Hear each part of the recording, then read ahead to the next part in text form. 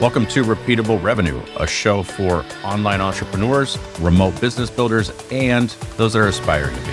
I'm your host, Ray Green, and on this podcast, I'm going to share everything that I've learned and am learning about building my online business from a remote Mexican beach.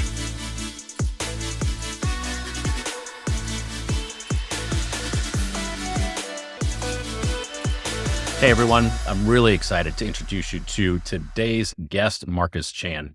Marcus is a friend of mine, and he's an accomplished sales coach. He's helped hundreds and hundreds of B2B AEs and sales pros start earning 50 to 100,000 more per year in commissions through his coaching program. He's also the founder of Vinley Consulting, and he's a hell of an entrepreneur. Today, we're going to talk about systems that work, systems that don't, and some of the lessons that he's learned as he's built his business. So without further ado, welcome to the show, Marcus. Glad to have you. What's up, brother? Pumped to be here. Let's have some fun. Twins with our sweet tank tops, right? Matching. Yep. Yeah. I was going to say, you got the memo. Like this is the dress code. This is the mandatory dress code, right? You got to be cool, calm, and casual. I like it. That is right. That's how we do it in Baja. No bad days, man. That's right. Well, I'm looking forward to diving in. So you tell me, how do you intro yourself? I know you've got the coaching company, but I'm Marcus Chan and I do what? Cool. Super simple. So if someone's like, oh, hey, what do you do? I'm like, oh, cool. I help sales professionals max their comp plan out and make an extra 50K to 100K more in commissions every year. That's it. Easy enough. Very simple. Nice. When I say I'm a sales coach, or people are like, what's a sales coach? What's this? What's that? I'm like, well, this is what I do. Right? They go, oh, that makes sense. Easy. Yep. Got it.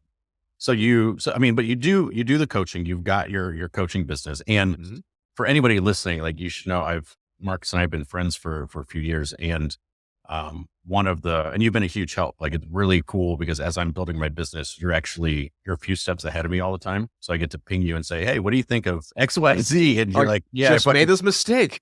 Yeah, exactly. Well, I get some coaching from Chan. Yeah. But when did you start your coaching business? It's interesting. I think we go through evolutions when we start a business. Because when I really think about even the roots of the business, it really started when I was still in corporate America. It was a side hustle. So that was me trying to learn how to build a side hustle, and I learned about creating ebooks. And this is before everyone had an ebook. So I bought a little course, tried that, started making a little bit of money. This is 2015 or 2016. Okay. And then from there, I'm like, oh, what else can I make? And then I'm like, interesting. I should make a course. And then a few years later, I made a course. It was a B2B sales course. And that was 2019, January. People started buying that. And the coaching part came as a byproduct because people said, hey, this is cool. Can you coach me? Oh, interesting. I'm like, oh, wow. I just didn't really think about it. Right. And then just naturally that became part of the offer. And eventually when I went all in and just made a formalized offer and solution around actually coaching as well. But that was officially when I made it into a full consistent offer. So I quit my job, went all in September 2019.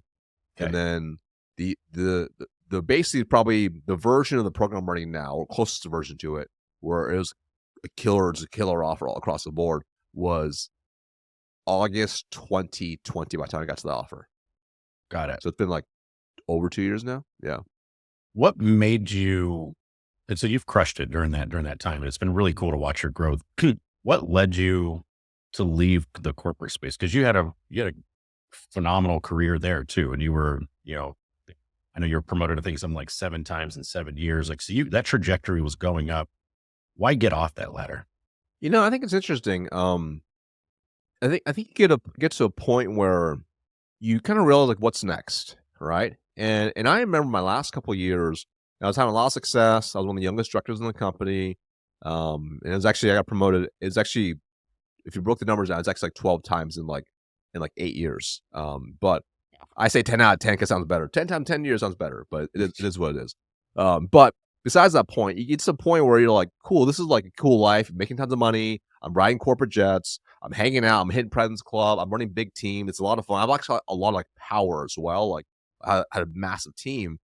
And I also saw ahead to what my bosses were doing, bosses were doing. And I'm like, that looks really neat. But I'm like, do I really want that?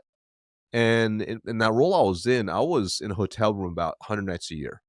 And right before I got into this role, a couple years prior, I had a kid. And when you have a kid, your perspective shifts a little bit, right? Like it goes from like, I get to be as selfish as I want. I'm focused on me. I can work as hard as I want, as long as I want, as many hours as possible. And it's great. And I can make all the money I want to make. But when you have a kid, you start shifting, you start realizing there's more life than just that. There's more life than just President's Club, there's more life than all this stuff. And I started realizing what else is out there? What really fulfills me? Where else can I make a bigger impact? And I kind of got to the point in my career where I'm like, in order for me to make more impact in my current company, I have to do more of the company, which is fine. But do I really want to? Do I want to travel more? Do I want to spend more hours working? Do I want to stay in more hotel and with my family? I'm like, I don't really want that. And I didn't really know what vehicle was going to be. And that's why I started getting really intrigued by side hustles. And it was interesting was the skills I was learning from the side hustles made me better at my day job, right? Mhm. From learning how to write copy to running virtual training. So that wasn't a thing back then. Like I started getting better at all these things. I'm like, interesting how to coach people remotely. I'm like, wow, these are actually developing skills. So I got to the point I'm like, I want time freedom. I want time freedom. But I didn't have the vehicle to get there. That's what it was. I'm like, "Hmm." And that's when I remember doing the course and launching it and thinking to myself, "It took me 2 years to make this course, right?" It's like, "I hope it's good," you know? Woke up, made $2,000 overnight, and I'm like, "Interesting. $2,000 overnight is a much more scalable offer." Like, I'm like, "I can eventually place my income with this if I really wanna scale this." So that's when I realized, I'm like, "Okay." I'm like, "Keep doing this, keep climbing the ladder, which is great, it's awesome, or I can bet on myself." Mhm. And I realized I started having these major epiphanies of what I really wanted, right? Is you start realizing over time, like, what do you really want in life? I wanted time freedom. That's what I want. I wanted to do what I want with who I want, whenever I want. And you get to the point because, making tons of money, like I really didn't need to work. So I'm like, I could just, if I want, I could just quit my job, just do whatever I wanted. But I'm like, but that's not my style. So I'm like, let me build. Let me build and do something cool and make more impact. And that'd be really neat. So when I launched that course and it worked, and then it wasn't like, oh, I'm gonna quit my job right now. It was like little things started happening. Like people started about the course, would message me and say, I got this amazing result. Thank you so much. I'm like, wow, it works. Interesting. That's like market feedback, right? Interesting. Or, hey, Marcus, that course is good. Can you coach me? I'll pay you. Market feedback. Again, so I started seeing these signs. I'm like, wow, it I just proved to myself that someone outside of my bubble of the world I'm in my corporate job, can see value when I have to bring the marketplace. And that was really, really satisfying. So, I kind of timed it out and I'm pretty like methodical about how I think about things. I'm like, well, I got my President's Club trip this summer. I want to make sure I go on that. I hit that again. I got a bunch of stock that's going to vest. I want that stock is going to vest in September. And I want to do after the earnings call. So I'm like, let me time it all out. And then once all stuff is like good, then I'll just quit and go all out on the business. So Mhm. I timed it all out. And this whole time, I'm getting more and more market validation feedback. So then I went all in. And also, here's the other thing, too. Like, I went all in on this business. It was super scary. But I also realized, like, what's the absolute worst that could happen? The absolute worst that could happen was I absolutely fail at being an entrepreneur. I suck at it. I'm so bad at it. I make zero money that I have to go back and be a CRO somewhere, a VP sales somewhere. I'm like, that's not that bad actually. like like I had to force myself to realize what was the worst. And that's why I made that move, right? And the first 6 months was probably some of the hardest 6 months for sure, because there was a lot of doubt and imposter syndrome. But when you start kind of pushing through, you start building progress eventually over time. If you don't give up, eventually you'll have success. Yeah. It's funny. We have so many parts of our story are similar. And then there's parts where personality probably comes through. Cause I had, my promotion was maybe I took it from cause I was promoted like 7 times in whatever it was, 9 years, from Yep. sales rep to supervisor to manager, VP, managing director. And then when I got to a certain point, I was just done. Like I was just like, I was going back and forth with, so I didn't do any of the planning that you're talking about. Like I Yeah. actually I think it was like 60 days before my equity, I had $800,000 in equity that's supposed to vest. And 2 months prior to that, I looked at my wife and I said, "Hey, I'm about to send an email. It's going to get me fired." And she said, "Fuck it. Like, go for it." And I said, and then we just like, we picked up and Yeah. moved to Baja. And I said, "Yeah, I'll Yeah. figure it out." And a lot of times I look back and go, if I had planned this out a little bit, it probably wouldn't have been like felt so hasty, but yeah, it's a similar path, but different way of getting there. It's kind of fun to hear the Well, I stories. think it's interesting is like you might have even with the plan I had, it wasn't that good of a plan, right? Right. I'm like, I'm like, you know, like no joke. My plan was like, well, I whiteboard everything out. I'm like, this is my goal. How I want to build a business.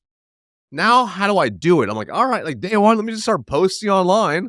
And like, there was like no real plan still. It's like, let me just sell more of this course, see if I can pick up some more coaching clients and also like do these things. Right. So like I think it's like the plan is good to a certain extent, but sometimes you just gotta just jump in like head first and see what happens. When did it? I mean, so a really good question because a lot of things when I'm working with people, you've got to have some vision. Like you got to have a little bit clarity around where you're at, but Mhm. there's also this point of figuring it out first. Yeah. So there's this element of a reactive process. You're getting market feedback, like you're listening, Yeah. you're going, all right, let me dial in. Okay, that's a clue. And then there's this point where it turns into much more proactive. I know where I'm going. When did that happen for you? When did it turn from, and it's probably not binary, but when did it kind of convert from, all right, I'm putting stuff out there and I'm listening to what the market says and I'm going to follow where that goes versus Yeah.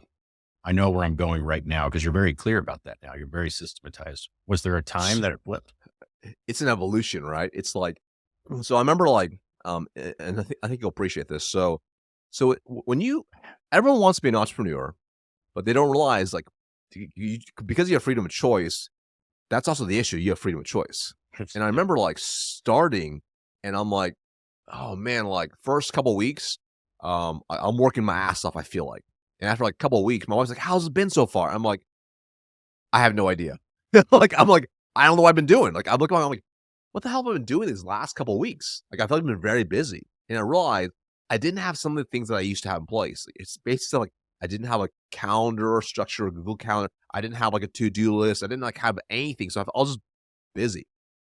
So so then I'm like, okay, what are specific things that are like actual like IPAs, income producing activities? I'm like, well, number one, if I post content every single day, that'll generate top of the funnel leads.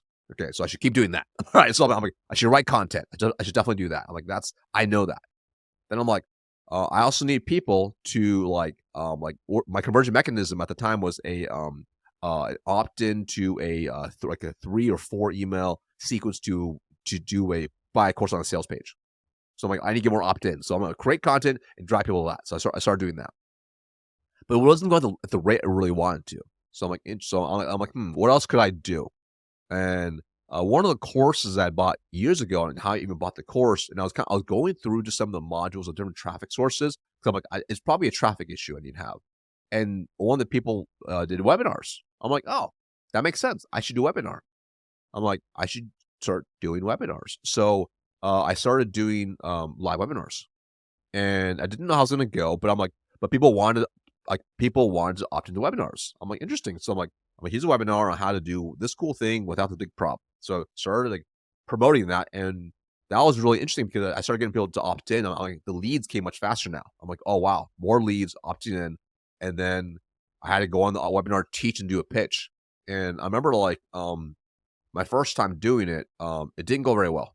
I didn't make any sales. I'm like, damn, like I got like 200 people to opt in, and it took me like 2 weeks to do that, and then 100 showed up, and made a pitch. I think I had like 50 or 60 people at the end. Made a pitch, didn't sell anything. I'm like, it didn't work. So I went back, rewatched the modules, rewatched it, started tweaking it some more. Tried again 2 weeks later. So it's done 2 weeks. Started going again, going again. And I think at this point, this might be like November or December 2019. So this is like a few months after. And and I remember I remember I think it was December because I remember it hit, and on literally I was on the webinar. I made the pitch. The pitch was getting better, and at the pitch, and what I was doing was I was sending a did not buy survey. I was sending a do not buy survey. And I would get feedback on why people didn't buy on the webinar. So I Mhm. started building that into those objections into my pitch to eliminate up front. And then I made a pitch and I made like 6K that following webinar, like on the spot. I'm like, oh wow, interesting. Like made a pitch. I'm seeing the Stripe payments come through. I'm like, holy shit! Like this is working. This is working, right? I'm like, repeat success, repeat success. All right. So over the next probably the next 4 or 5 months, I'm running webinars, live webinars every 2 weeks. Live webinar, like spend 2 weeks almost recruiting, getting opt-ins, getting people to sign up. Webinar live, it's like a big show, pitch, make 5, 10, 15K on the spot. And rinse and repeat 2 weeks later, same. And it was like, all right, cool. Now I'm making some money. All right, now I'm making some money. Now I'm making multiple 5 figures. All right, like I still don't feel good because I used to make way more than that. But I'm like, this is better than what I was doing before. So I'm like, okay, I'm feeling better. This is a good spot to be in. And then I was starting to get burnt out because I felt like I'd raced really hard for 2 weeks, get people to sign up, do the pitch, close, and then I'm like, all right, start again. Rewrite the email sequences, rewrite everything, rebuild everything, rebuild landing page, do it again.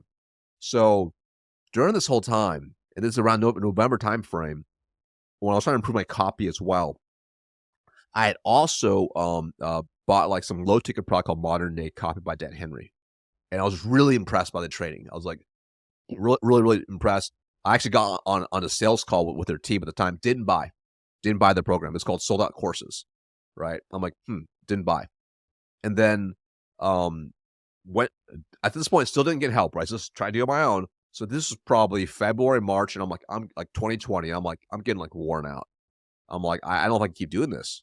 Like should I go back to corporate America, et cetera? I'm like, I need to automate this. And this Dan Henry guy has a way to automate this. He has a way to automate like an automated webinar that people can drive traffic to. It's automated and people just buy. I'm like, that's what I need to do. So then from there, I got another sales call. I joined, and I realized my offer was good, but it wasn't great.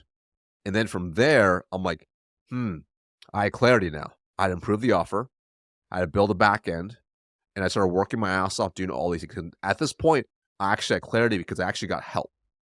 Like I had someone who has done the game significantly better than me at a way higher level, way faster. I'm like, this is the dude I got to follow. So now I had clarity in the path. And then from there, that was like the real turning point because like I had micro progression. The real turning point was getting that coach of Dan Henry and be like, what I'm doing is not a good way to do it. That's why it's not sustainable. This is a better way.